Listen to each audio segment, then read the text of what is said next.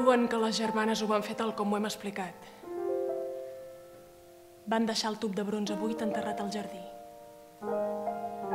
Però aquella mateixa matinada, abans que arribés l'alba, va caure una tempesta terrible al poble.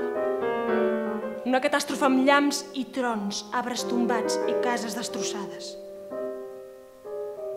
Alguns asseguren que les 3 noies van marxar abans de la tempesta i que cadascuna va fer la seva vida.